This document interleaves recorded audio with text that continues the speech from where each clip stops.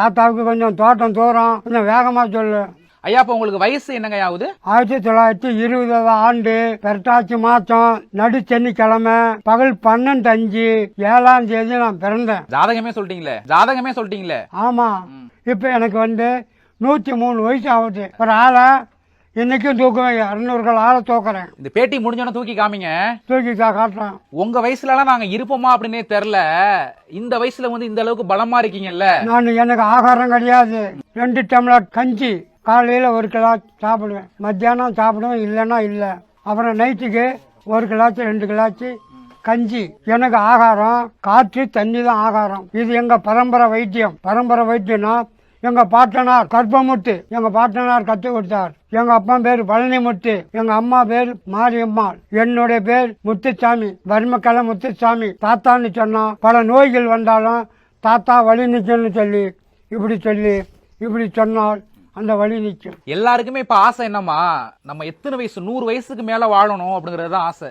நீங்க 100 வயசுக்கு மேல வாழ்ந்துட்டு இருக்கீங்கல்ல, என்ன இதோட ரகசியம் என்ன? இது மட்டும் கடைபிடிச்சீங்கன்னா இவ்வளவு இருக்கலாம் அப்படின்ட்டு. ஆகாரம் கம்மியா சாப்பிடணும். கம்மியா சாப்பிட்டு ஜோதி விருச்சக மரம்னு இருக்குது. அந்த ஜோதி விருச்சக மரம்னா சாயா விருச்சகம், ஜோதி விருச்சகம், தன்னை காட்டான நிலம் மரம், நாய்க்குட்டி மரம் அப்படின்னு சொல்லக்கூடிய ஒரு மரம். அதை கொண்டு வந்து இடிச்சு தேன் ஊற்றி தினம் அவ்வளவு கொடுப்பாரு. அதை சாப்பிட்டா உடனே அன்னாகாரம் கிடையாது. இஷ்டப்பட்டா சாப்பிடுவேன், இல்லைன்னா இல்ல. 24 மணி நேரம் மக்களுக்கு ஆசீர்வாதம் பண்றது, பிரேயர் பண்றது, வைத்தியம் பண்றது.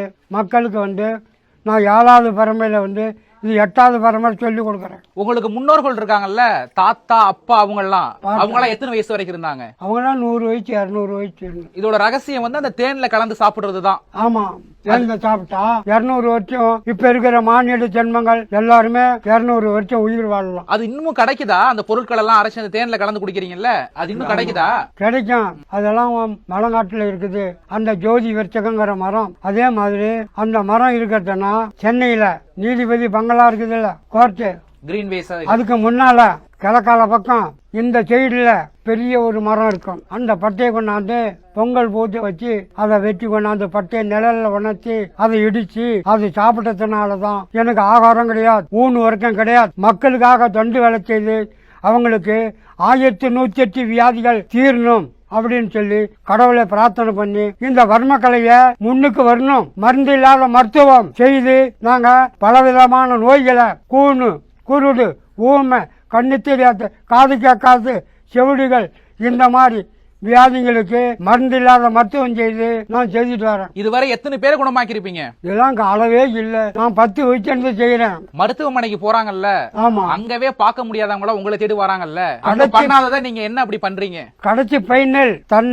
தன்னை காட்டான் மரம் சொன்னல, அதுபோல் தன்னுடைய உடம்புல இருக்கிற ரத்தத்தை ஓட வச்சு ரத்தத்தை சுத்தி பண்ணி அதுக்கு பின்னால அந்த வலியை நிறுத்துவோம். காரணம் காட்டால் அந்த பக்கம் வலி இருந்தால் அதை தொடக்கூடாது. இது இடதுபுறம் தொடக்கூடாது. வலதுபுறம் கையை காலை பிடிச்சால், இந்த மணிக்கட்டை பிடிச்சால், இந்த இடத்த பிடிச்சா வலி நிற்கும், இந்த இடத்துல பிடிச்சு வலி நிற்கும், இங்க பிடிச்சா வலி நிற்கும். எப்படி போட்டா சடக்கு விழுவோம். தலைவலி இப்படி போட்டா தலைவலி நிற்கும். எத்தனை ஒரு தலைவலி ஆனாலும் சரி. கண்ணு தெரியல, இந்த கைய இப்படி நீவி விட்டு இந்த விரல இப்படி போட்டா தோர்த்து பார்வை தெரியும். மருந்து இல்லாத மருத்துவம். கண்ணு தெரியலங்கிறவன் இங்க இருந்து பார்த்தா அங்க தெரியணும். தன் உடல காக்கிறதுக்கு கையிலேயே வைத்தியம் பண்ணி தன் உடம்ப காக்கணும். அப்பதான் அடுத்தவங்கள்கிட்ட கொண்டு போய் கொடுக்காத, தன் உடலை காக்கணும். காத்தா 200 வரைக்கும் உயிர் வாழலாம். நான் செய்யற வைத்தியம் பாம்பு கடி, தேளுகடி, வண்டு கடி, பூராங்கடி, செம்மேகம், கருமேகம், ஓதண்டவாதம், பித்தம், பெரும்பாடு,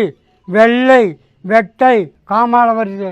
காமாலையில அந்த காமால, ஊத காமால, வர காமால, கருங்காமால, வெள்ளை காமால, அழுவ காமால, பூதாள காமால, ஜன்னி காமால இருக்குது. இத்தனை காமால இருக்குது. இந்த காமாலைக்கு காரணம் கேட்டா நான் சொல்லுவேன், வான் திரேகத்தோட நாடி இந்த பாதம் இருக்குதுல்ல, இந்த பாதத்தை இப்படி போட்டு ரத்தோட்டம் மேலே ஏற்றுனா மேலே இருந்து ஏறி கீழே இறங்குது. ரத்தோட்டம் ஓடிச்சுன்னா எல்லா வியாதியும் தீரும். வேற ஒண்ணும் இல்ல. ரத்த குழாய் அடப்பு எடுக்க தெரிஞ்சுக்கிட்டால் மருந்தே இல்லாத வைத்தியம் செய்யலாம். சவால்ட்டு செய்வேன். இந்த காலை பிடிச்சா இது கிட்னி, கல்லீரல், மண்ணீரல், நுரையீரல், ஆட்டு எல்லாம் இங்கதான் இருக்கு. நரம்பு பூரா இதுலயுமே தான் இருக்குது. இந்த மணிக்கட்டு, இந்த 1108 வியாதி இருக்குது. இது எல்லாம் தெரிஞ்சுக்கிட்டா எல்லாம் செய்யலாம்.